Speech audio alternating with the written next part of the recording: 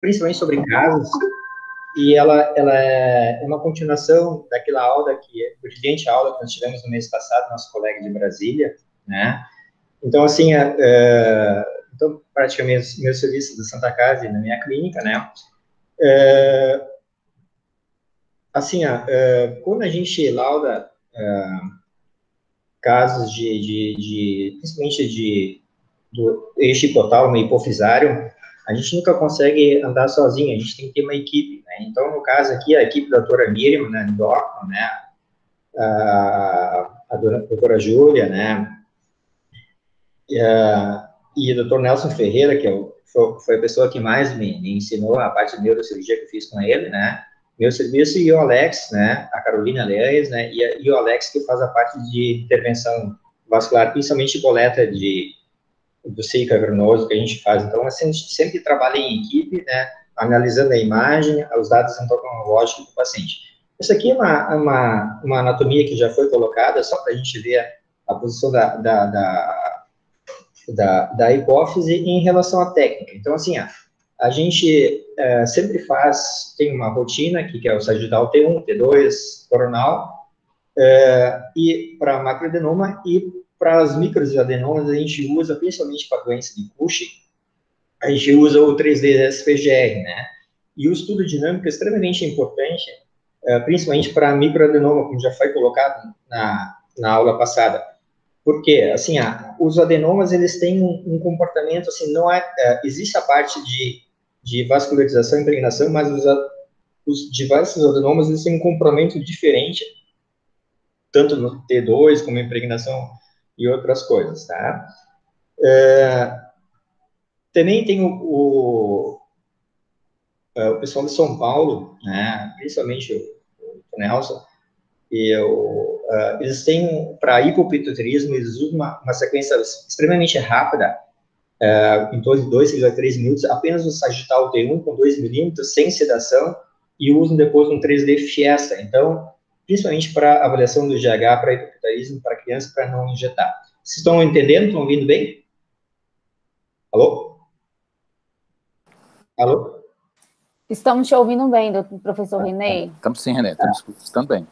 Tá bom. Então, assim, a outra coisa ainda que eu não acrescentei aqui da técnica seria fazer a perfusão com os macroadenomas que estão agora algumas técnicas colocando, principalmente para a cirurgia endoscópica, né? Para saber a localização da hipófise normal para esses macroadenomas. Então, essa eu acho que é uma coisa que a gente vai falar no futuro ainda. Tá? Então, assim, a tomografia é uma coisa que praticamente a gente não usa mais, né? Então, vocês imaginam a dificuldade que a gente tinha para diagnosticar uma doença de Cushing, né? Onde foi a abordagem cirúrgica transfemoral mostrando a colocação.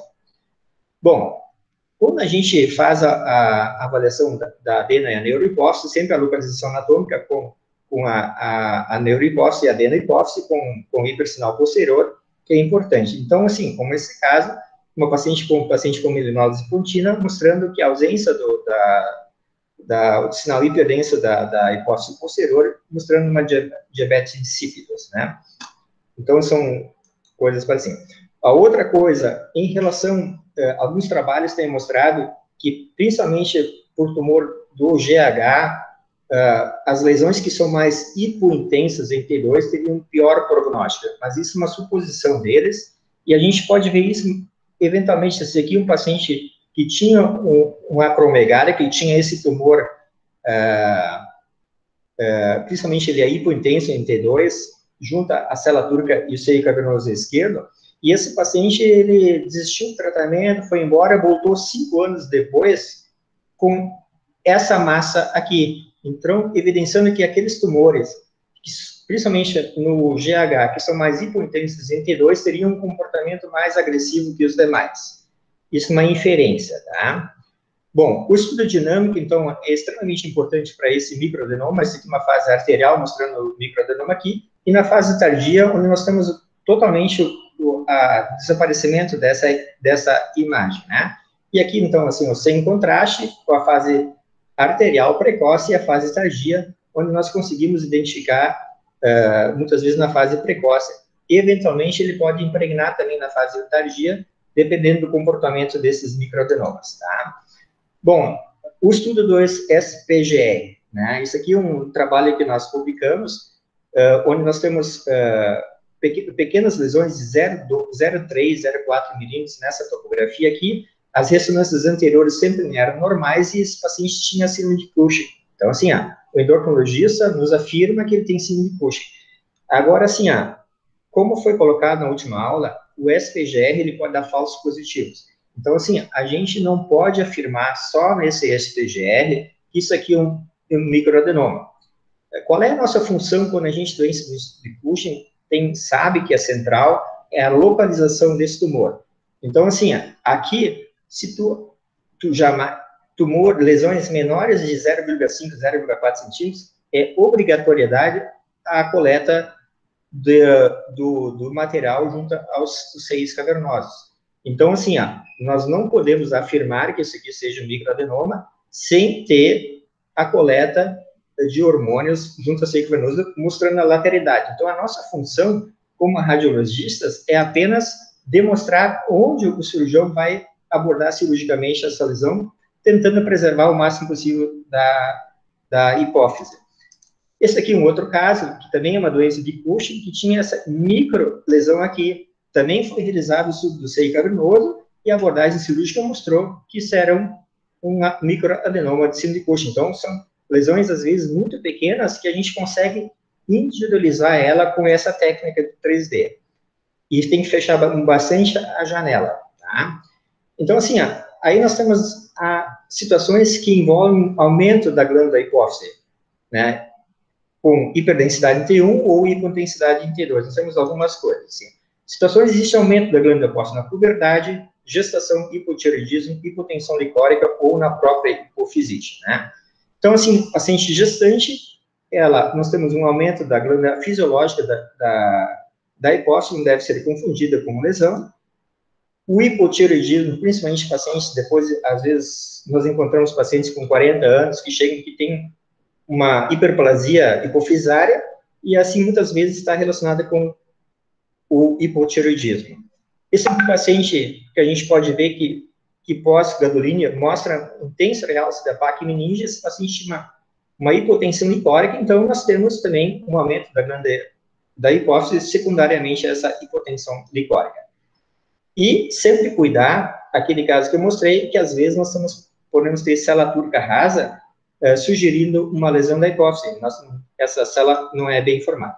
Bom, situações que existe uma alteração de sinal na hipófise, hiperintensidade em T1, na insuficiência hepática, nutrição parenteral, gestação, lactação e neonato. Hipointensidade na hemocromatose e mutação própria T1, né? Então, isso aqui é um lactente, um hipersinal da glândula hipófise, e muitas vezes essa glândula também é levemente aumentada, depois diminui. Na insuficiência hepática, nós também temos uma hiperintensidade da glândula hipófise maior, e na gestação também, além de ser ela maior, ela é levemente mais hiperintensa em T1. E aqui, uma hemocromatose, nós vamos ter hipointensidade, e esse aqui é um caso do Lázaro, né, que ele pode ser hipointenso na mutação própria tipo 1. Então, tem algumas alterações da intensidade de sinal espontaneamente da glândula hipófise. Como é que nós classificamos os adenomas? Menores que 10 milímetros, microadenoma, maiores que 10 milímetros, macroadenomas, e o gigante acima de 4,5 centímetros. Então, nós temos um microadenoma, um macroadenoma e o gigante, quando é acima de 4,5 centímetros. Né? Os microadenomas, 25 são não funcionantes, 50% deles são prolactinomas, 10 são plurihormonais, e a gente, pela imagem, não consegue distinguir o tipo histológico, o tipo de assim. Novamente, colocar aqui o estudo dinâmico é importante no microadenoma para detecção dele, né? E nós podemos também ter o microadenoma com hemorragia. Isso aqui era um prolactinoma que tinha um aumento de prolactina, que tinha uma hipersinal espontânea em T1, e na fase tardia era hipointenso nessa colocação. Algumas coisas que a gente tem que tomar cuidado são as armadilhas. Às vezes a gente vê que tem uma lesão hipointensa, e aí nós temos o fluxo da carótida, que pode mimetizar ou o próprio esporão, né, das selaturas que mimetizaram um microadenoma. Como nesse caso aqui, na sagital, nós temos o fluxo da carótida e podemos mimetizar um microadenoma que a gente tem que tomar cuidado. Os macroadenomas, hemorragia em 20, 30% dos casos, quando ele é grande, parte geralmente assintomática, hemorragia em 13% sem tratamento e 45% pós-tratamento, né? O padrão de crescimento desses macroadenomas, celular, pré-quiasmático, quando quiasmo pós-fixado, retroquiasmático pré-fixado, gigante, cresce em todos os sentidos, e invasivo quando ele entra para o seio esfenoidal e o corpo do esfenoide. Essa é a classificação que a gente usa. Então, nós temos um macroadenoma pré-fixado, onde anteriormente ao quiasmática, outro retroquiasmático, onde o quiasma é pré-fixado, o gigante ou o invasivo. Aqui a gente também tem que tomar cuidado, porque às vezes nós temos uma expansão basilar do seio esfenoidal e o tumor ele ocupa, né, essa parte do clivos, né, ou ele pode ser também infiltrativo, são as duas questões, tá? Macroadenoma invasivo, então, esse aqui é um tumor que invadiu o seio esfenoidal e o corpo do esfenoide, chamado, então, de invasivo, só que nós temos que tomar alguns cuidados para fazer alguns diagnósticos diferenciais. Esse é um macroadenoma invasivo, quando nós temos invasão do seio cavernoso, só que aqui nós temos uma outra lesão e nós temos uma cauda dural. Então, isso aqui é um meningioma. Então, a gente tem que fazer esse diagnóstico diferencial. Ou esse caso aqui, que é uma criança, uma adolescente de 12 anos, que veio no serviço aqui da Santa Casa com exoftalmia. Então, nós vemos uma volumosa lesão expansiva paracelar com alargamento da célula túrica e com trombose da veia oftálmica. Esse paciente inicialmente, ele foi submetido a uma biópsia e mostrou que era um prolactinoma. Quando se fez as dados laboratoriais, ele tinha 4.000 de prolactina. Então, assim, 12 anos, veio com o único sintoma de exoftalmia, então ele tinha essa lesão paracelar, e vocês veem esse alargamento da célula túrica nos faz saber, assim, se ter essa dúvida, que isso seria um tumor hipofisário. Esse é o caso que o Guilherme apresentou semana passada, que nós temos uma lesão com epicentro do seio cavernoso à esquerda, que impregna de forma centrípeta, que é um hemangioma do seio cavernoso, que também faz parte do diagnóstico diferencial. Esse aqui é um adolescente de 12 anos que chegou no hospital com alterações visuais, né, e de síndrome do seio cavernoso, que tinha essa lesão que ocupava o seio cavernoso e a porção da célula túrica, que era um germinoma, né, que na verdade o diagnóstico denominado patológico foi um disgerminoma.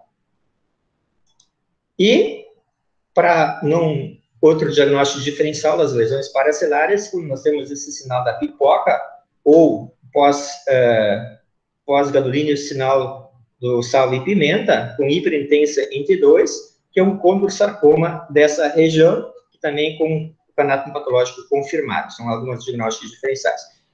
O nosso colega já colocou isso da aula passada, não vou falar sobre isso, as alterações do seio cavernoso. Eu só queria colocar uma coisa que a gente tem que tomar cuidado. Muitas vezes a gente se atende apenas àquela invasão com obliteração do suco do carotídeo, mas a gente sempre tem que tomar cuidado do comprometimento do suco carotídeo venoso aqui embaixo, onde nós também temos, então, invasão do seio cavernoso, sem ultrapassar essa linha intercarotídea, tá? Bom, incidentalomas. A gente sabe, muitas vezes a gente recebe exames onde nós temos o paciente com amenorreia, ou tem uma prolactina de 20, 30, e a gente sabe que 6% das autópsias têm pequenas alterações, e 30% das ressonâncias em indivíduos normais vão apresentar pequenas imagens císticas, e não devem ser consideradas como patológicas. Então, nós temos uma pequena imagem incidentaloma sólido nessa topografia daqui, ou um outro que é um CIS, mas na fase tardia que impregna pelo meio de contraste, que não tem nenhuma repercussão clínica. Então, esses pacientes são considerados incidentalomas, e a gente tem que apenas descrevê-los sem e correlacionar com os dados clínicos. Se eles são pacientes assintomáticos, eles não devem ser considerados patológicos. Agora, lesões que são hiperintensas em T1, macroadenoma hemorrágico, próprio craniofaringioma, cisto da bolsa hidrática, e nós temos os cistos de inclusão. Tá? Se nós pegarmos aqui, ó, nós vamos ter uma lesão hiperintensa em T1, mas vocês vão ver que tem uma lesão mural que impregna depois pelo meio de contraste, que é sem contraste. Então, isso aqui, em ampulheta, é um macroadenoma. Ele tem uma área com ureolas pelo meio de contraste. Já esse caso aqui, ele pode ser intracelular e supracelular, mas nesse caso é só supracelular, e tem uma parede bem fina, esse caso foi operado, era um cisto da bolsa de Hátch, né? Paciente com cefaleia e prolactina aumentada. Então, nós temos uma lesão expansiva, um adenoma, e vocês veem que ele tem um nódulo, uma lesão mural junto. Então, assim, então, esse é um adenoma que sangrou. Então, é extremamente importante a gente determinar essa parede desse tumor para saber diferenciar de outras patologias. Macroadenoma. Paciente com 20 anos, com amenorreia e sem galactoreia e alteração do corpo visual. Esse paciente foi operado, vocês veem que ele tem uma lesão intra e supracelular, mas com paredes extremamente finas, ele não tem nada com ureolas por meio de contraste. Isso é um cisto da bolsa de Hátch, intracelular com exceção supracelular. Isso foi confirmado por procedimento cirúrgico, esse achado. Craniofaringioma. Esse é o tipo clássico do craniofaringioma, multicelulares com exceção supracelular para os lados que tem calcificação adjacente e que tem nas colocações. É uma coisa bem fácil. Muitas vezes, e esse aqui. Então, esse caso aqui foi encaminhado como macroadenoma. Aí o Dr. Nelson pediu para eu dar uma olhada. Então, assim, nós vemos nitidamente que nós temos um alargamento da celatura que tem uma lesão, parece que em ampulheta. Só que o que chama a atenção nesse caso? Olha a hipófise aqui em cima, ela está deslocada. Então, assim, isso não é uma lesão, é uma lesão fora da hipófise. Então, eu considerei isso aqui como um cisto de inclusão. E o diagnóstico foi de cisto epidermoide. No dia não tinha sido feito a difusão, mas vocês veem que ela é uma lesão celular e supracelular, só que joga a hipófise lá para cima. Então, é uma lesão, um cisto de inclusão. Então, confirmou no pós-operatório o cisto epidermoide. Bom, agora nós vamos para um outro capítulo que é chamada a célula vazia. Qual é a grande problema da célula vazia? É a questão do pseudotumor encefálico, né? E a gente diagnosticar isso, a gente recebe muito exame.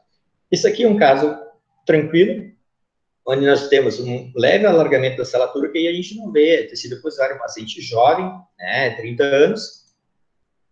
E se a gente olhar a órbita, a gente vai ver que ela tem edema de papila, né, tem uma retificação da parede posterior do globo ocular. Então, esse é um caso clássico de pseudotumor intracraniano, com uma célula parcialmente vazia, nesse caso aqui, edema de papila. Só que o grande problema quando é uma fase inicial, né? Eu sei que tem muita gente assim que não mede a altura da hipófise, e isso é duvidoso também, mas a gente vai olhando. Uma das coisas que sempre me chama a atenção, paciente com cefaleia, tá? Ele tem um leve rebaixamento do diafragma celular. Essa hipófise aqui, ela media 0,3 milímetros de altura, né? Normal, o paciente até seria em torno de 5 a 6, até 4 podia ser normal. E se a gente vê o T2 coronal, nós vemos nitidamente uma proeminência do espaço licórico circulando os nervos ópticos. E se nós fizermos o olho, nós temos uma leve edema de papila, que confirmou no estudo oftalmológico pelo oftalmologista, e a punção lumbar confirmou uma elevação da pressão licórica. Então, assim, o que eu quero colocar com essa coisa? Não é para fazer diagnóstico isso, mas levantar a hipótese diagnóstica. Não dá para fazer o diagnóstico, mas é sempre tomar essas esse levantamento da hipótese diagnóstica, associado com essas alterações do globo ocular, assim, quando tem um leve rebaixamento com a história clínica. Não fazer o diagnóstico, mas pelo menos a indicação, porque a gente conversou, nesse caso, por exemplo, específico, um caso que eu lavei, foi conversada com um neurologista, ele acabou funcionando e confirmou o pseudotumor cerebral e foi tratado com diamox e melhorou.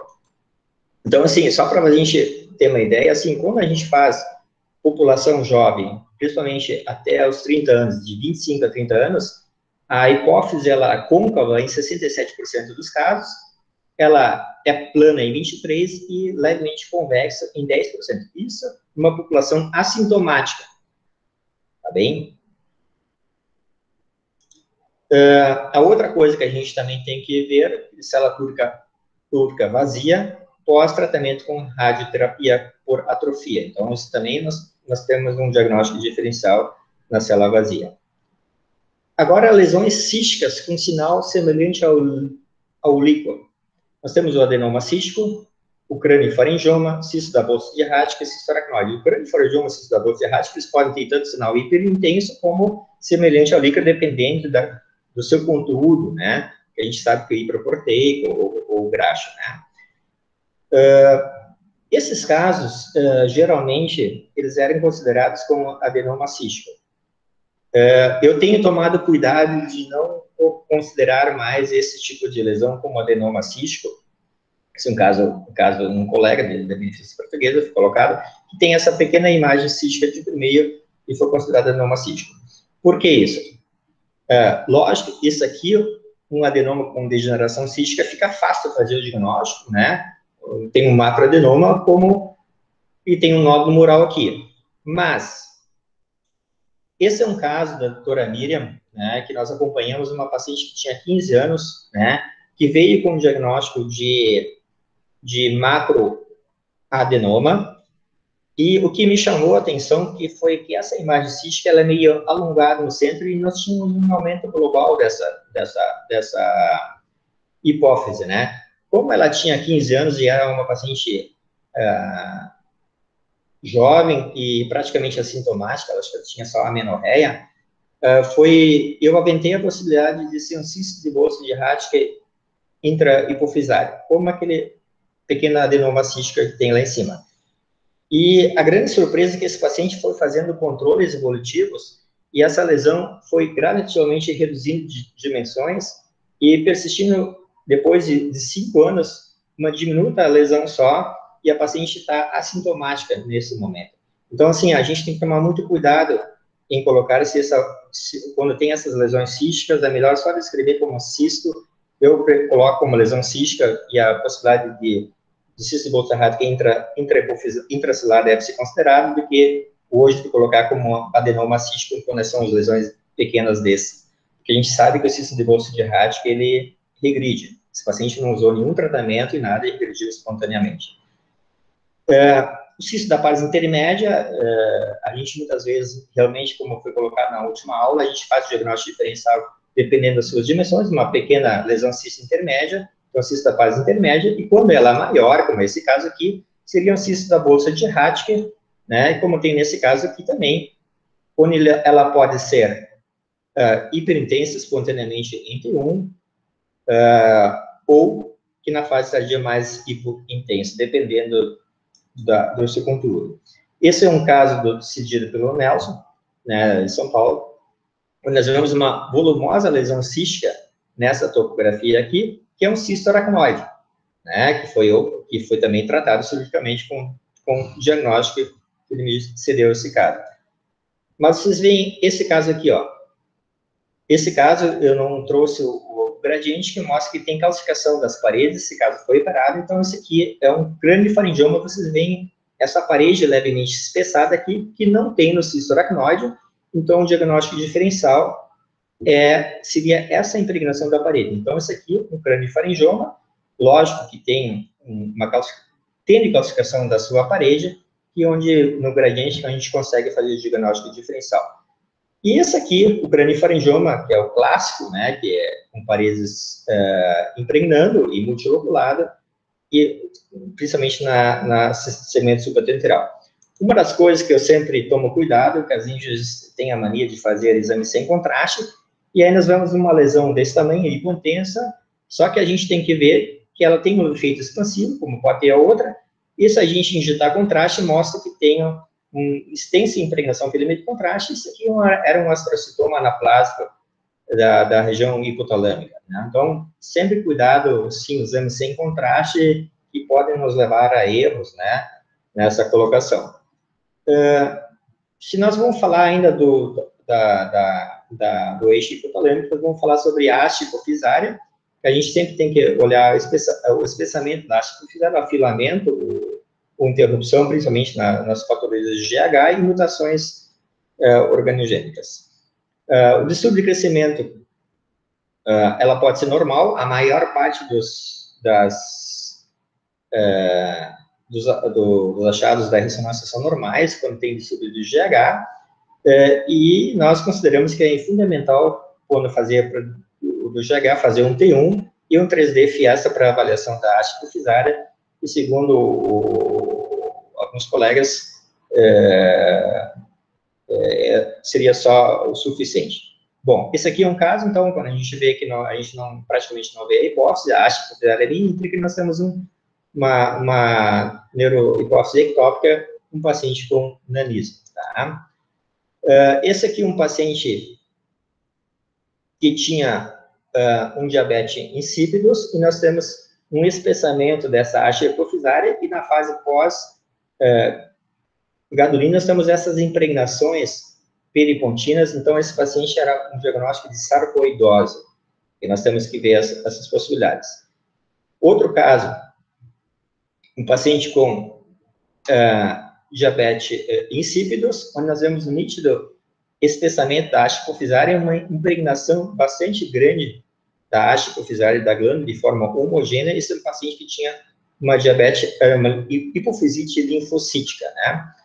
Só para lembrar que o sexo masculino também pode ter hipofisite, um paciente de 29 anos masculino com diabetes insípidos, nós vemos um espessamento da haste hipofisária, em caso do nosso serviço, e depois de tratamento com regressão do quadro, com um diagnóstico, então, de hipofisite linfocítica, né? Esse aqui é um outro caso, onde nós temos um alargamento nítido da impregnação da haste hipofisária pelo meio de contraste, e esse paciente, assim, vocês veem que ele não tem a neurohipófise hiperestimal posterior, e foi aventada a possibilidade de diagnóstico de uma hipofisite linfocítica, e esse paciente realizou um controle de imagem um tempo depois, mostrando aumento dessa lesão, e o cirurgião, então, como ocorreu esse aumento, resolveu abordar essa lesão e confirmou hipofisite linfocítica desse caso. Esse aqui é um caso de um colega meu. Nem sempre as coisas são assim, né, que a gente coloca. Esse paciente de 4 anos iniciou com quadro de diabetes insípidos no ano de 2000 e fez exames em 2001 e 2005 inalterados. Aos 10 anos, ou seja, 6 anos depois, ele fez um novo exame e a lesão aumenta de tamanho.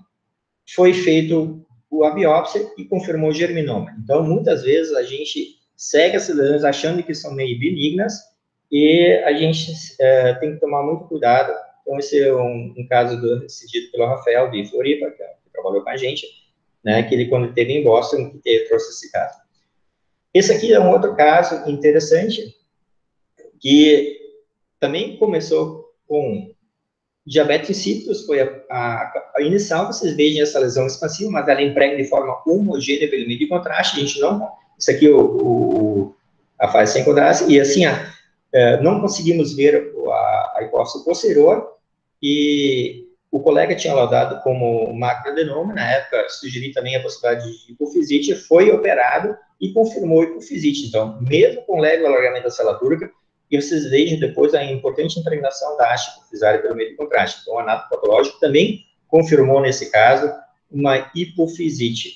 Então, assim, sempre a história clínica é fundamental na avaliação desses casos, tá?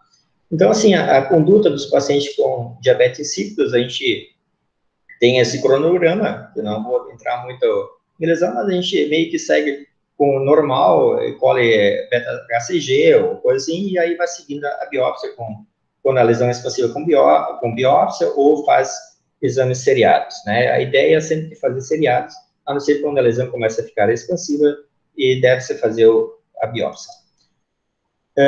Esse aqui é um outro caso, um paciente com diabetes insípidos, que iniciou com diabetes insípidos, paciente de 16 anos, tinha essa lesão, foi feita a biópsia e era um linfoma. Então, nem sempre é inflamatório, a gente tem que lembrar essa patologia, né? E esse aqui é um caso do nosso serviço, que tinha um panhipocuterismo, tem essa lesão expansiva com intenso real suprimento de contraste de forma homogênea, e a gente considerou como isso um pitocitoma, que o diagnóstico diferencial seria tumor de células glandulares, ou, eventualmente, um astrocitoma, mas esse paciente vem sido seguido mais de 5 anos e a imagem não mudou, né? A lesão não muda. Então, o nosso diagnóstico de exclusão foi de pitocitoma, uma lesão de evolução benigna, eventualmente pode sofrer degeneração. Só para lembrar algumas coisas, muitas vezes nós temos essa lesão expansiva, um paciente com carcinoma de pulmão, foi feita a biópsia e era uma metástase de carcinoma de pulmão, então a gente tem que também tomar esses cuidados. Esse aqui é outro caso do nosso serviço, paciente com carcinoma de pulmão, que apresentou essa lesão expansiva, principalmente celular supracelular, que também era uma metástase de pulmão, então a gente correlacionar com a história clínica, e praticamente agora, assim, alguns casos diferentes, como esse caso aqui do Rafael também, com uma lesão expansiva, um alargamento da célula túrica, e tem toda a cara de ser um macroadenoma, e na biópsia foi diagnosticado um fibrosarcoma. Muitas vezes, eu não sei como é que é aí no norte, a gente apresenta serviços no interior que tem ressonância de campo aberta, onde a qualidade não é tão boa, e, para esse caso aqui, veio com o diagnóstico de um macroadenoma. E, para não repetir esse exame,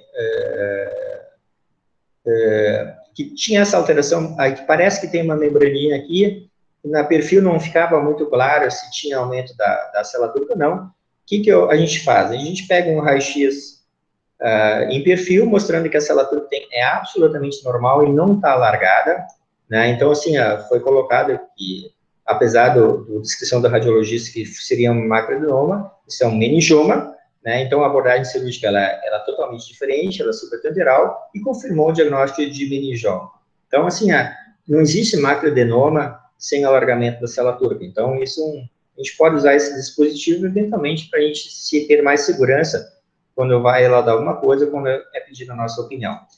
Só para lembrar que esse exame em perfil, né, da ressonância com impregnação pelo meio de contraste, que parece que tem uma extensão para o plano sinoidal, né, mas ele parece em ampulheta, isso é um macroadenoma, esse paciente usou carbolina, e nós damos nítida redução no tamanho das lesões. Então, mesmo, às vezes, o macroadenoma, ele também pode simular o meningioma, mas, principalmente, se a gente olhasse só uma incidência, assim, tem que tomar bastante cuidado.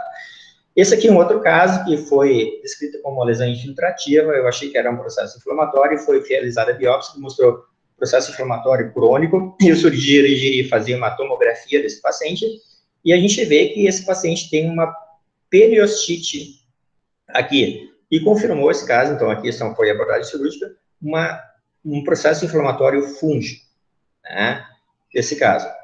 Outro diagnóstico diferencial que a gente sempre tem que tomar cuidado com lesões expansivas, que são os aneurismos paracelares, que nesse caso do seio cavernoso e hipofisária superior, ou supracranial, tá?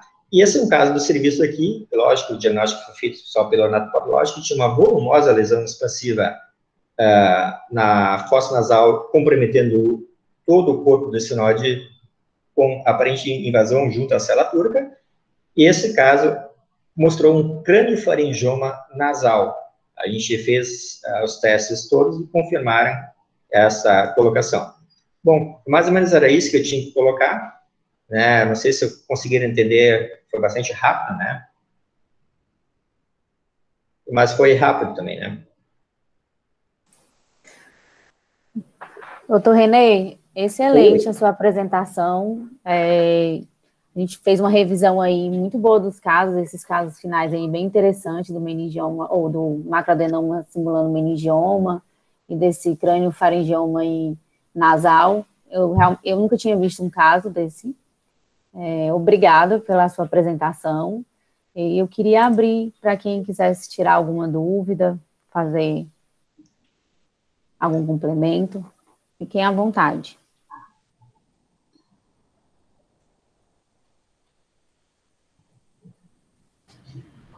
Nina, posso fazer uma pergunta, doutor René? Claro, fala aí. Bem, doutor, parabéns pela aula, viu uma revisão bem legal, com muito caso, show de bola, parabéns mesmo.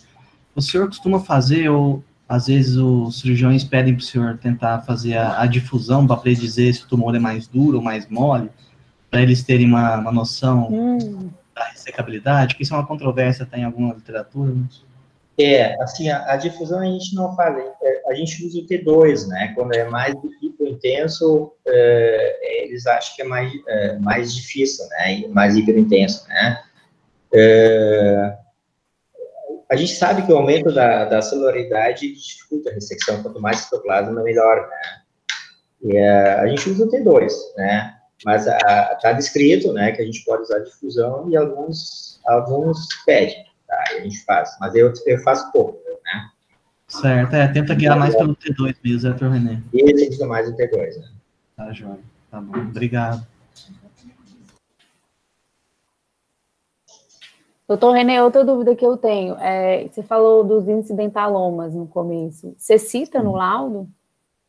Sim, quando é lesões, assim, a de 0,2 milímetros de altura, eu coloco assim que pequena imagem nodular, né, de 0,2 milímetros, 0,3, provavelmente sem significado clínico, incidentaloma. Sugiro correlação com dados clínicos laboratoriais, né? Quando é normal, eu coloco no laudo para que não haja essa dúvida, né? Tá? Mas, assim, é importante, assim, isso não vale para quem tem Cushing, né, ou acromegalia, então tem que tomar muito cuidado, né? Certo. Né? Então, assim, o paciente tem que ser assintomático, né? E outra coisa que eu não entendi muito bem foi quando o senhor falou das lesões císticas para a gente tomar cuidado. Você podia falar mais um pouco sobre isso? O que tu querias, mais ou menos?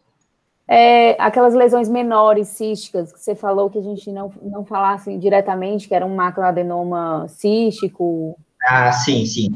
O que acontece, assim, a gente vê bastante, eu vejo bastante aqui, lesões que são levemente císticas intracelares, né? E antigamente a gente colocava que onde a hipófise está no tamanho superior da normalidade, que não empregam pelo meio de contraste, e são justamente na parte intermédia dessa hipófise, né? E alguns descrevem ela como um pequeno adenoma cístico. Quando o paciente é assintomático e não tem alterações laboratoriais, eu procuro não usar mais isso como provável adenoma cístico, e sim lesão cística intracelular que pode ser uma cistite errática. Para tu ter esse diagnóstico, teria que fazer biópsia, mas geralmente essas lesões regridem, né, que a gente tem visto, eu tenho vários casos, acho que 5, 6 casos que a gente tem acompanhado, frequentemente são pacientes geralmente jovens, de 15 anos, que vêm com essas lesões, e elas vão, ao decorrer do tempo, reduzindo de dimensões.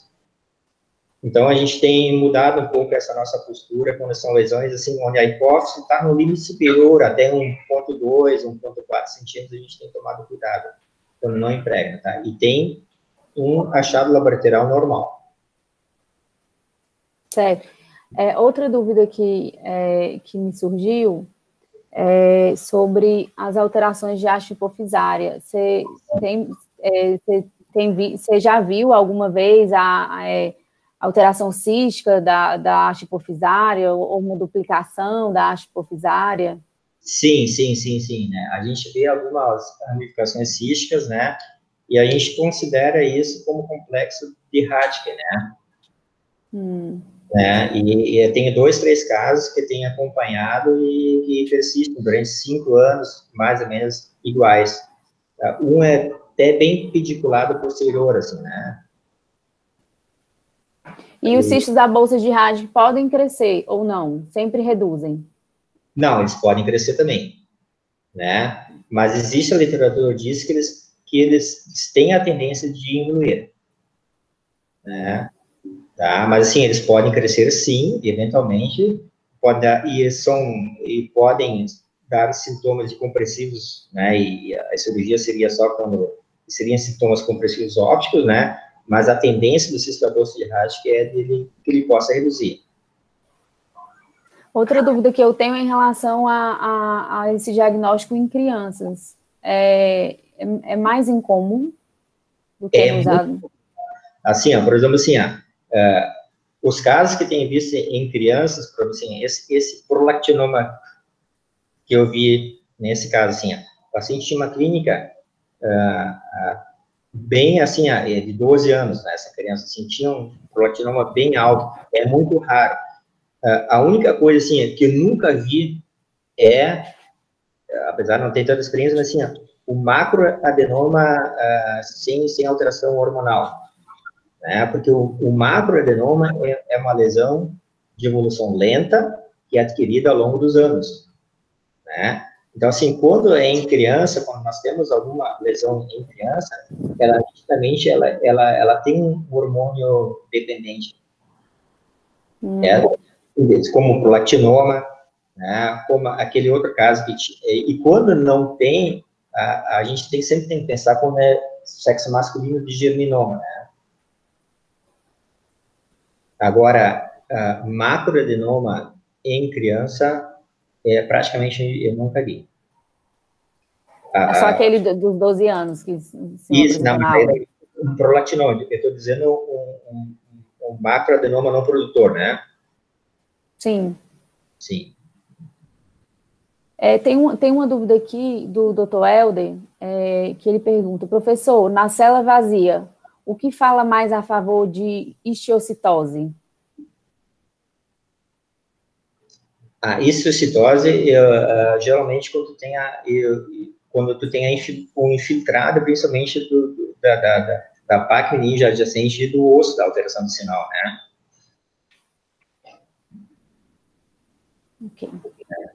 Tá? Alguém mais tem alguma dúvida? Outra coisa, essas lesões, tipo histocitose, granulomatosa, às vezes a gente não consegue fazer o diagnóstico, a gente meio que é obrigado a colocar como uma alteração granulomatosa, né? E muitas vezes você consegue fazer o diagnóstico com a biópsia, né? Doutor René, é uma brincadeira, na verdade, né? Se o senhor cura muito microadenoma que chega aí para o senhor, que a gente brinca que é o menor exame que o radiologista, quando ele rádio vê, talvez uns que mais dá dúvida intra e interobservador. Na verdade, que eu acho que às vezes as discretas impregnações heterogêneas, sem muita definição nodular, o pessoal taxa muito micro. Sim, sim. O maior problema é que quando sem fazer nada em querer, assim, é quando, assim, um colega que não é especialista na área pede, como um veneco por amenorreia ou uma alteração da proteína em torno de 30, 40, né? E a gente acha micro lesões e as pessoas tocam como prolactinoma ou como adenoma, né? Eu acho que, assim, a definição de microadenoma, e principalmente, ele tem que ser correlacionado com as alterações clínico-laboratoriais, senão tu não pode falar. Se tem uma imagem, assim, se a lesão é maior que 0,5, 0,6, assim, correlacionar com as alterações clínico-laboratoriais, mas afirmar que a adenoma sem os dados clínico-laboratoriais não pode. Perfeito, obrigado. Tem mais uma dúvida. Sim. Do Ivan Ávila. Como distinguir entre macro e hiperplasia embarazada? Na grávida, né? Ah. Na grávida. O macroadenoma, bom, assim, ó, o macroadenoma, ele obrigatoriamente tem que ter uma ornamentação curva, né? Tá? Assim, ó, a paciente grávida, ela vai ter um tamanho da hipófise mesmo aumentada, ela não vai passar de 1,2 centímetros, 1,3 centímetros, né? É a forma, o jeito de tu olhar essa lesão, né?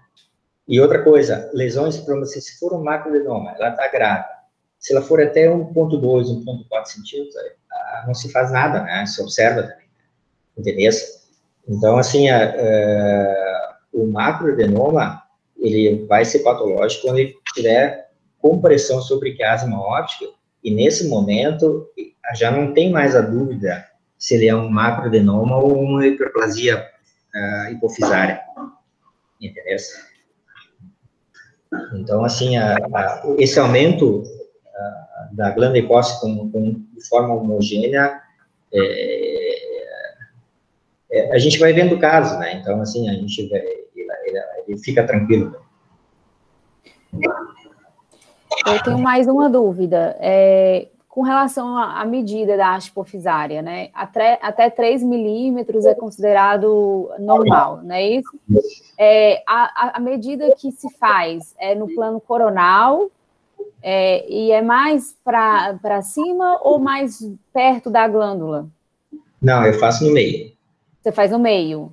No meio, né? Assim, outra coisa, geralmente no meio eu uso tanto coronal como sagital e correlaciono, né? Sim. Então, assim, bem no meio da glândula, e a medida tem que ser mais ou menos equivalente das duas coisas. Se tu fizer muito próximo do sinal, lá em cima vai dar aumentada, né? O pé da glândula às vezes é um pouquinho mais fininho, eu uso bem no meio, né? Ótimo. E não se esqueça, pequenas variações não são defeitos de medida, né? É 0,3, mas 0,35, né?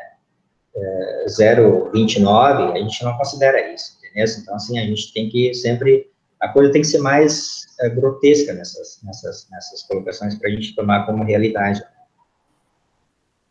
Ótimo.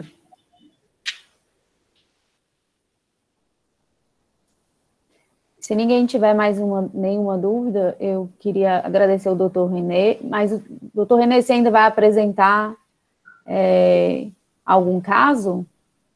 Não. Não, né? Certo. Aí a gente tem a Fran e a Eveline, né? Que vão apresentar hoje. A Fran, eu vi que ela estava, mas... Fran? Oi, querida, tudo bom? Tudo jóia, Fran. Conseguiram me ouvir, finalmente? Sim. Que bom. Sim, nós vamos apresentar, como a gente tinha prometido, né? Vamos começar pelos adenomas, eu acho que é o mais frequente, e aí eu queria apresentar a vocês minha colega e amiga, uma excelente parceira de trabalho, competente, excelente como pessoa, e eu queria muito trazê-la para cá, porque eu acho que ela pode contribuir imensamente, principalmente nessa parte de adenomas.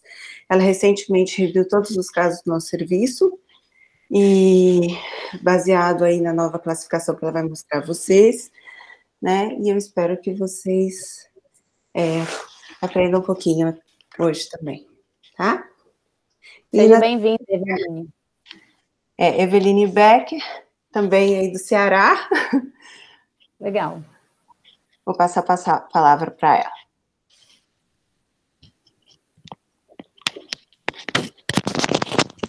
Olá, boa noite.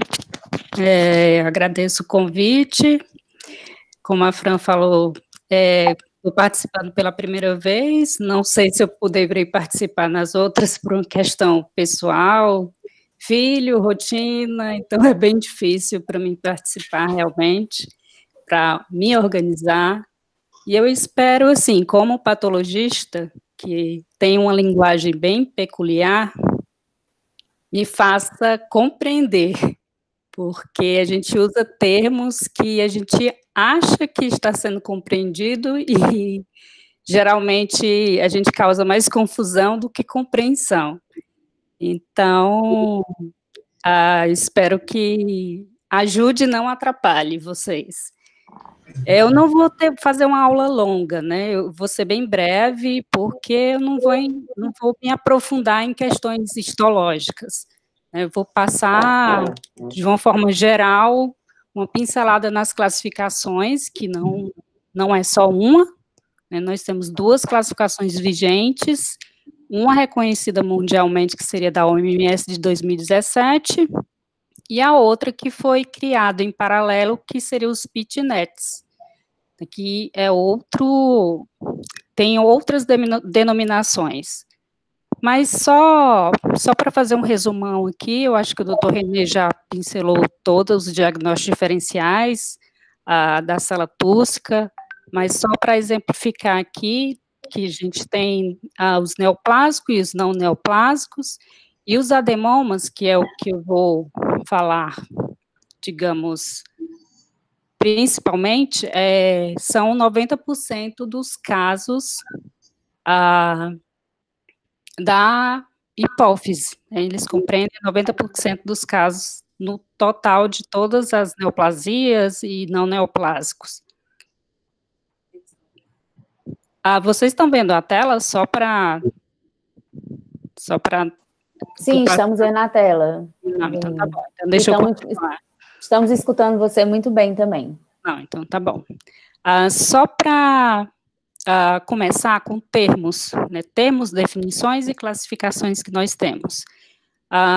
Parece simples, mas para a nossa rotina da patologia, eles não são muito bem estabelecidos, e no diagnóstico causa confusão, porque a gente tem que seguir os nossos critérios histológicos, mas a gente tem que também saber da clínica, saber da radiologia, da cirurgia.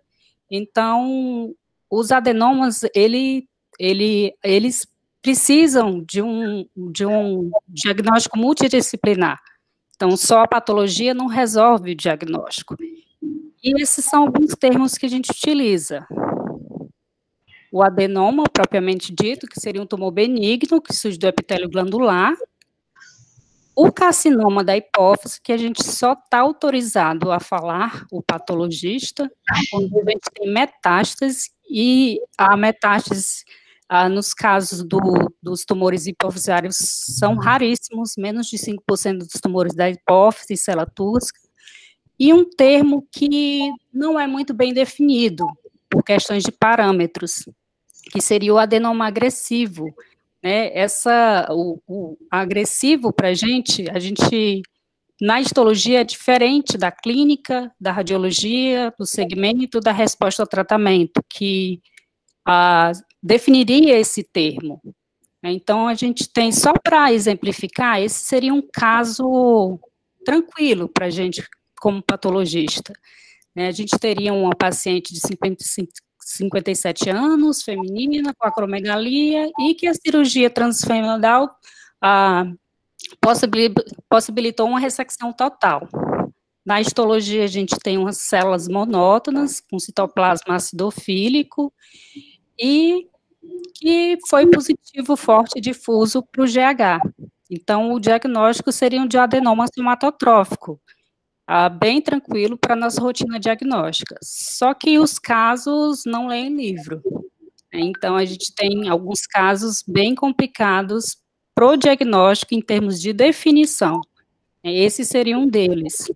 Uma paciente de 44 anos, do sexo feminino, com um prolatinoma gigante, já chegou encaminhada de um outro serviço resistente ao tratamento agonístico dopaminérgico, fez uma cirurgia transfenoidal no nosso serviço, mas não conseguiu uma ressecção total pela extensão do tumor e pela hemorragia que aconteceu no intraoperatório, e no decorrer da evolução foi proposta uma reabordagem, mas o tumor cresceu de uma forma rápida, que a paciente teve uma compressão do tronco encefálico e faleceu. A gente fez a necrópsia dessa paciente, realmente ela não tinha metástases à distância, mas o tumor era friável, grande, hemorrágico. E na histologia, nós tínhamos uma neoplasia hipercelular, com uma proliferação vascular importante, necrose, a pleomorfismo, que seria, para nós patologistas, uma diferença de tamanho, forma de núcleo, alguns núcleos multinucleados, um nucleolo evidente. Nitidamente, a gente tinha uma invasão cerebral do tecido adjacente e uma invasão óssea, que é vista na microscopia em cerca de 9% dos casos, e uma contagem mitótica elevada. São várias figuras de mitose, e esse aqui é só um campo de grande aumento, então a gente tem 1, 2, 3, 4, 5 mitoses. Na imunistoquímica, esse aqui é forte difuso para prolactina, então o diagnóstico é realmente de um prolactinoma. E o Ki67, que é um indicativo de proliferação celular bem elevado, 9,6% da neoplasia. Então, vem para os termos confusos. A gente não pode chamar como patologista de carcinoma, porque nós não temos metástase à distância. Então, como é que a gente chamaria esse caso? Seria um adenoma agressivo, ou um prolactinoma agressivo, porque a gente tem critérios clínicos, radiológicos e histológicos de uma evolução desfavorável. E quais são esses critérios? É isso que a gente tem dificuldade de estabelecer, que são vários critérios clínicos, como eu falei, radiológico e histopatológicos, que não tem um cut-off, ou então uma definição de quantos critérios nós vamos utilizar para chamar ele de agressivo. E as alterações gênicas, sejam elas de linhagem germinativa, não tem definição ainda em relação ao prognóstico ou a evolução que o adenoma possa ter, não tem nada relacionado a isso. Então, a gente não trabalha ainda como os gliomas, com as mutações ou alterações gênicas conhecidas para os adenomas. Tem a invasão, a rapidez do crescimento, o volume tumoral aumentado, a resistência ao tratamento, uma possível recorrência, os subtipos hormonais, que dentro da classificação da OMS, ele estabelece alguns subtipos histológicos que têm uma evolução desfavorável, e os nossos critérios histológicos que utilizamos, que seria o Ki67, o P53, a atividade mitótica e a invasão. E aí vem nossos questionamentos, né? Como eu falei, quantos parâmetros nós precisamos utilizar para denominar que um adenoma é agressivo? Esses critérios não são independentes, e para nós, patologistas, maligno não se restringe a metástase, né? Como a definição da OMS de carcinoma. Mais um questionamento, né? Um deles, que a gente se depara na nossa rotina, um tumor agressivo, ele é invasivo, mas um tumor invasivo que não responde ao tratamento cirúrgico, que responde ao tratamento cirúrgico ou medicamentoso, é um tumor agressivo? Então, são questionamentos que nós nos fazemos na rotina, em relação a esse termo utilizado. E aí vem a classificação propriamente dita da OMS, que nós utilizamos na rotina, e ela é baseada principalmente na imunistoquímica, tanto hormonal como de fatores de transcrição, que eu vou explicar um pouco melhor na frente. E esses critérios mudaram um pouco em relação à classificação de 2004.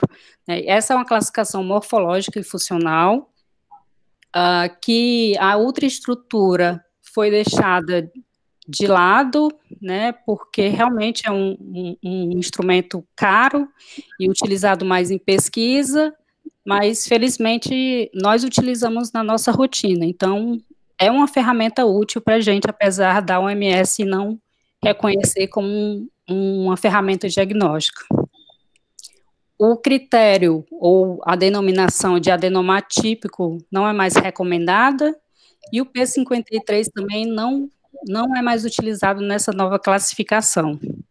E como eu falei, existem os adenomas chamados de alto risco, que são aqueles subtipos que eu coloquei no slide dos agressivos, que teriam uma evolução desfavorável. E quais seriam eles? Seria o somatotrófico esparsamente granulado, o lactotrófico em homem, o adenoma de célula de Krupp, o corticotrófico silencioso. E na questão histológica, a gente tem o plurihormonal PIT1 positivo, que seria uma denominação nova, que eu vou falar mais na frente também. E de histologia, a gente tem mitoses, né, que não tem um cutoff estabelecido, então para a gente é difícil dizer se uma mitose, 2 ou 3 mitoses seria relacionada a um prognóstico ou uma evolução desfavorável. O KM67 já tem uma definição de cutoff, que seria maior ou igual a 3. O P53, nessa classificação, não é mais utilizado como um fator de proliferação celular. Outro termo que não é mais utilizado nessa nova classificação seria o adenoma silencioso subtipo 3, que foi, digamos, substituído pelo adenoma plurihormonal PIT1 positivo. A definição de null cell surgiu, né, que seriam os adenomas negativos para os anticorpos hormonais e fatores de transcrição. E a classificação recomenda a utilização de anticorpos relacionados à resposta ao tratamento, como o receptor de somatostatina, o receptor estrogênico alfa e o MGMT. Nós não utilizamos esses anticorpos na nossa rotina, mas eles são úteis na resposta ao tratamento, mas ainda sem uma definição consensual. E quais seriam os hormônios dessa classificação? Nós teremos esses 6, que é a prolactina, o GH, o FSH, o LH, a CTH e o TSH, e teríamos anticorpos que nos ajudariam na subclassificação. Por exemplo, no GH, a gente poderia usar essa citocaratina 18, que nos ajudaria a definir se ele era esparsamente granulado ou densamente granulado. Ou, nos casos de ACTH, uma marcação difusa para essa citoqueratina nos daria uma pista que poderia ser um adenoma ACTH, mesmo nos silenciosos. Só para exemplificar essa diferenciação que nós fazemos com a imunistoquímica. Aqui seria a histologia no HE, a marcação com GH no densamente granulado, que seria uma marcação mais forte, difusa, e a citoceratina 18, que seria citoplasmática ou ao redor do núcleo perinuclear. E o esparsamente granulado, que a marcação do GH não seria tão forte como o densamente, e a gente teria a marcação com a citoqueratina de uma marcação que nós chamamos tipo DOT, ou paranuclear, que seria essa estrutura arredondada, paranuclear, que nós chamamos de corpos fibrosos e que definiria esse subtipo histológico. E por que definir esses subtipos? Segundo a classificação da OMS, principalmente, um exemplo de diferença na evolução e na resposta ao tratamento seriam esses dois, só para dar um exemplo, o densamente granulado e o esparsamente granulado. Teriam um comportamento biológico diferente, né, o esparsamente ele teria um prognóstico pior do que o densamente e responderia não teria uma resposta tão boa ao tratamento medicamentoso. E chegando na imunistoquímica dos fatores de transcrição. Esses fatores surgiram a partir da linhagem celular dos adenomas. Então, cada um deles, que são esses 3 os principais, definem uma linhagem histológica. O TPIT definiria os corticotróficos, o PIT1 definiria o somatotrófico, o lactotrófico, o tireotrófico ou o plurihormonal, que seria uma combinação desses três, ou um, ou dois, ou três, e o gonadotrófico, que seria em relação ao SF1. Temos outros fatores de transcrição que podemos utilizar? Sim.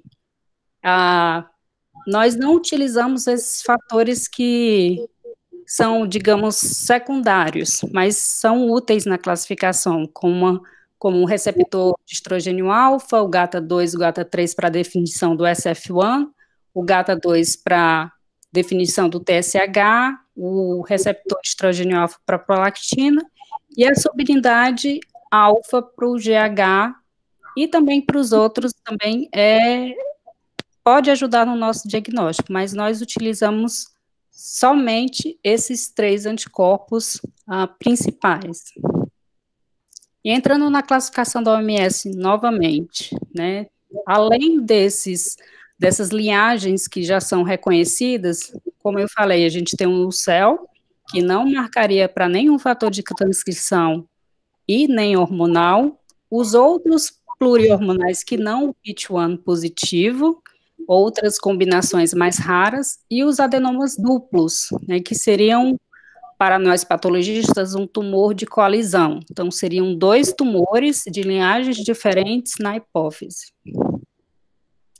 Só para ilustrar aqui o que seriam esses fatores de transcrição, todos eles são nucleares, né, o corticotrófico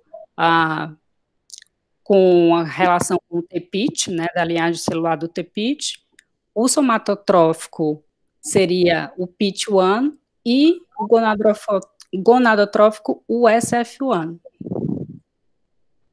Os NuCel, como eu falei, não teria marcação nenhuma, e o plurihormonal, o PIT1, a gente teria 2 marcações hormonais, aqui exemplificando o FSH e a prolactina, e a positividade por PIT1.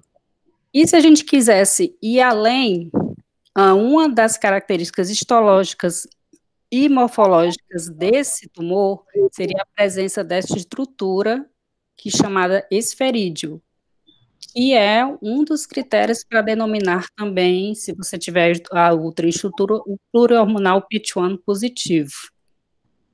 E aí, na nossa rotina, vem algumas questões sobre essa classificação. Né, o TPIT, por exemplo, que é relacionado ao corticotrófico, é um anticorpo recente. Ele ele é comercialmente utilizado há 2 anos. E na patologia, muda muito a utilização dos anticorpos em relação ao tempo. Você vai observando que ele não é tão específico quando se espera. Então, a gente precisa de uma validação maior desse anticorpo, e tem poucos casos relatados ou correlacionados com esse marcador, e na nossa rotina são poucos casos de TPIT positivos também. Em relação ao SF1, é outro anticorpo que é de difícil padronização e de interpretação.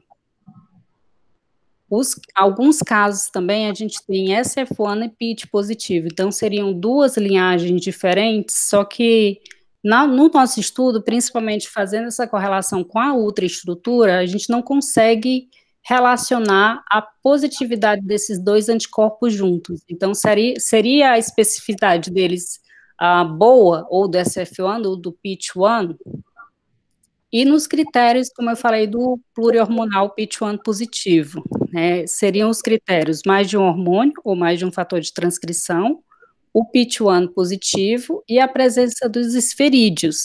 Só que a gente vai mostrar um caso que foge a essa classificação aqui. Então, a gente questiona se essa classificação baseada nos fatores de transcrição,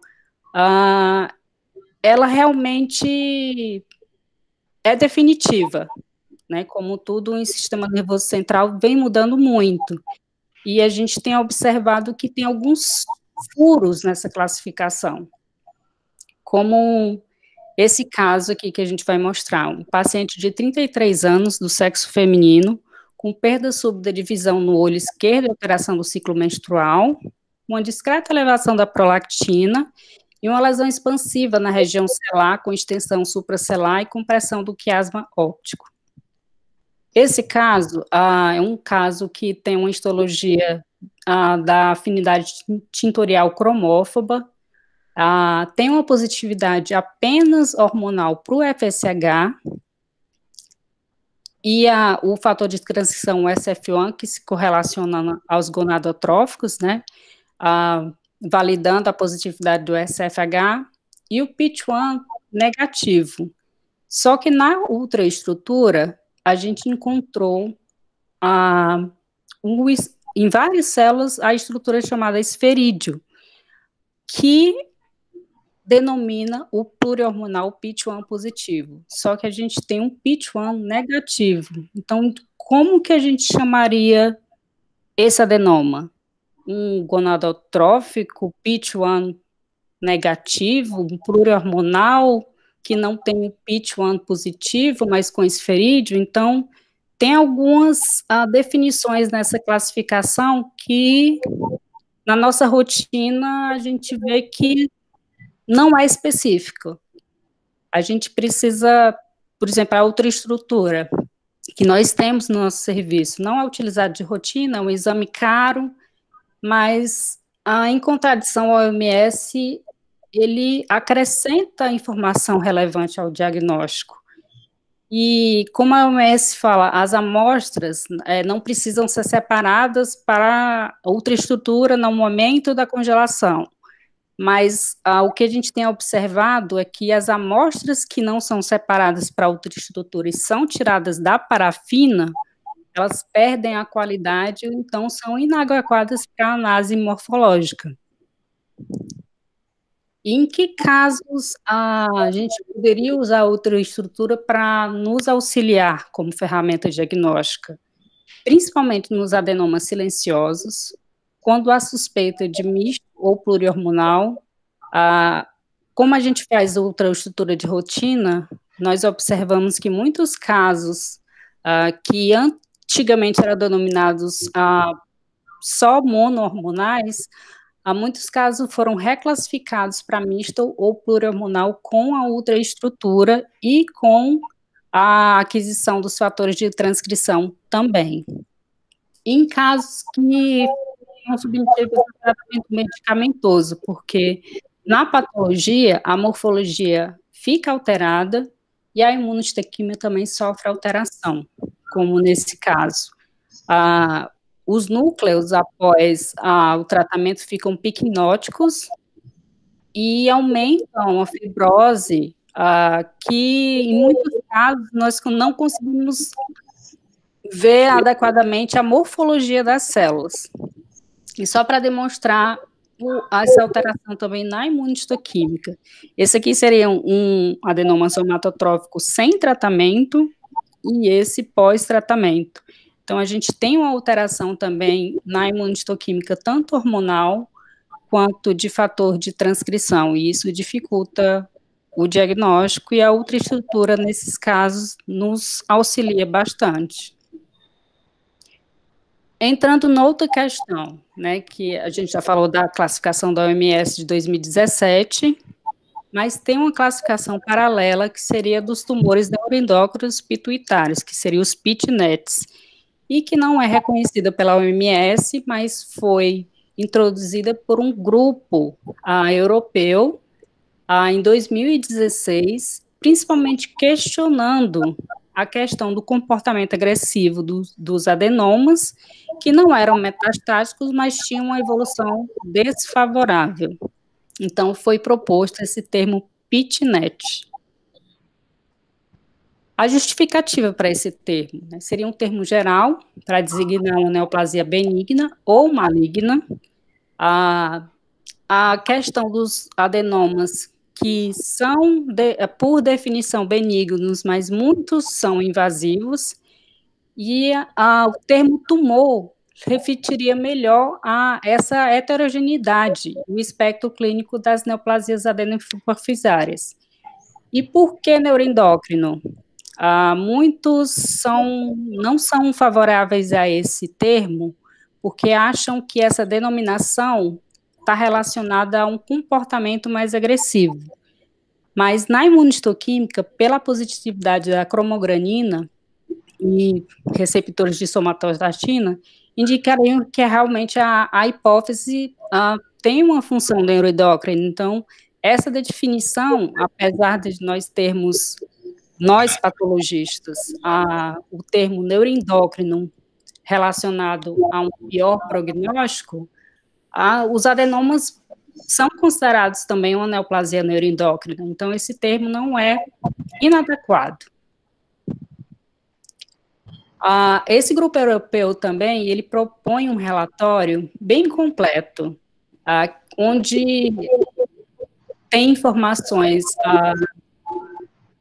do pré-operatório, informações macroscópicas, histológicas, incluindo a contagem mictótica e invasão, e a imunistoquímica, né, que abrange os hormonais, algumas outras, como a citoqueratina, que foi a gente discutiu anteriormente, os critérios ou indicadores de proliferação celular, que seria o KM67, os fatores de transcrição, a cromogranina, em casos para fazer o diagnóstico diferencial com outros tumores que não adenomas, e o P53, ele é utilizado nessa classificação quando o KM67 é maior ou igual a 3%. E os outros anticorpos relacionados ao tratamento, eles são utilizados se necessário. E o diagnóstico final seria baseado no subtipo histológico, levando em consideração todos esses parâmetros, e também ele inclui uma classificação que foi proposta em 2013.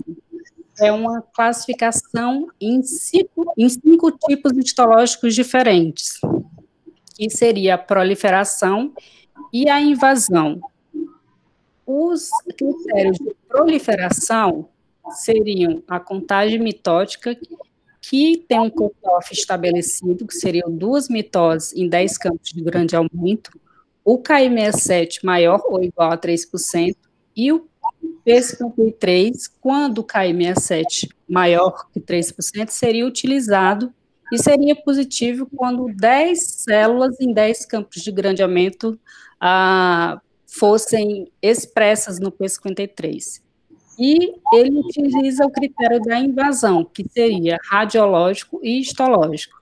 Só lembrando que na histologia só 9% dos adenomas a gente consegue estabelecer realmente o critério de invasão. Então, o que seriam esses critérios? Eles seriam divididos em invasivos e proliferativos. O 1A e 1B seriam os não invasivos e os B proliferativos, e o 2 seria o invasivo e proliferativo com um 2B, e o 3 seria o metastático. Essa é uma classificação bem completa, mas ainda não tem um consenso, não é, digamos, adotada pela OMS, mas ela tem uma classificação de risco interessante e bem completa. Vamos ver se a nossa classificação da OMS vai adotar algum desses critérios que, na histologia, para os patologistas, é interessante porque tem cutoffs mais bem estabelecidos do que a classificação da OMS. E só para finalizar, eu acho que o mais importante para o patologista é o diagnóstico multidisciplinar, né? Sem a radiologia, sem a clínica, apesar dos anticorpos hormonais, da morfologia, dos fatores de transcrição, da ultraestrutura, se a gente não tiver uma correlação boa, nem com a clínica, nem radiologista, nós não conseguimos um diagnóstico adequado. Então, acho que o mais importante dos adenomas é isso.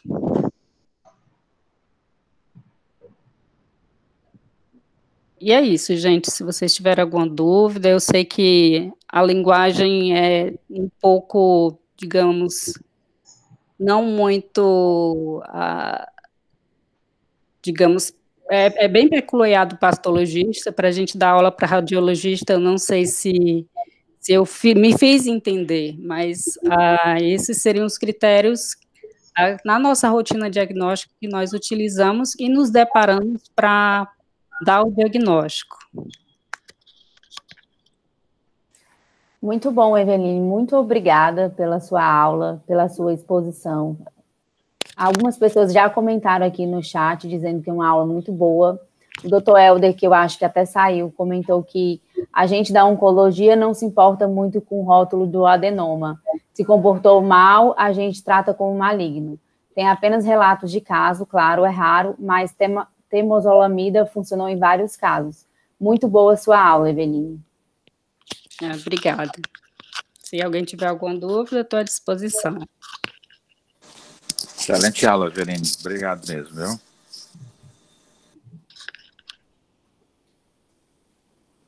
Alguém quer perguntar alguma coisa? Eu acho que você destrinchou bem o assunto, Eveline. Obrigada. Ou então ninguém entendeu nada. Ai, não, tô brincando, foi ótimo. A gente entendeu sim, todas as lâminas bonitinho, todos os marcadores, foi ótimo. Para a gente é bom que é um mundo completamente diferente do nosso, né? E como faz diferença a gente saber um pouquinho, ter um pouco de noção de como vocês passam para dar o diagnóstico, para chegar até nós, né? E a dificuldade que tem em definir algum desses diagnósticos, até hoje em dia, né? Principalmente com esse avançado da genética.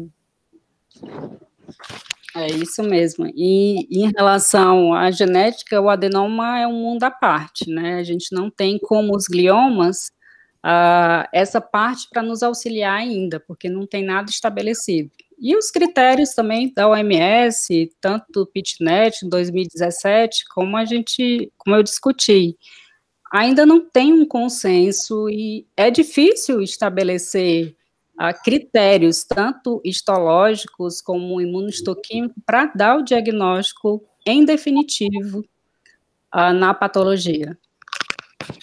E na prática de vocês, vocês utilizam a OMS ou o grupo francês? Nós utilizamos a OMS, por ser um consenso reconhecido mundialmente. Mas essa classificação do PITNET é interessante para a estratificação de risco, ela é bem completa, apesar de ser confusa, porque é confusa, é muito detalhada, são muitos critérios, mas é uma classificação interessante. Bacana. Muito obrigada.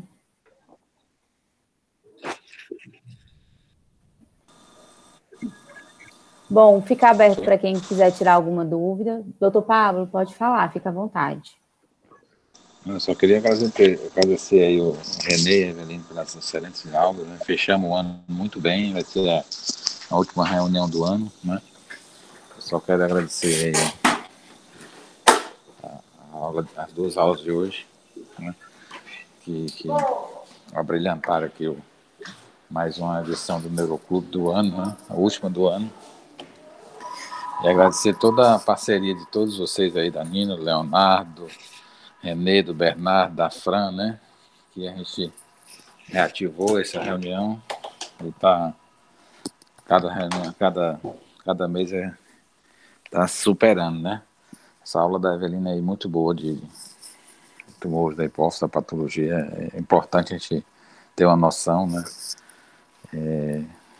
Essa abordagem multidisciplinar é fundamental, tá? Eu agradeço de coração a todos vocês e desejar aí um final do ano muito bom para todo mundo, um Natal bom, um feliz ano novo, e que a gente continue aí com essa perseverança, né?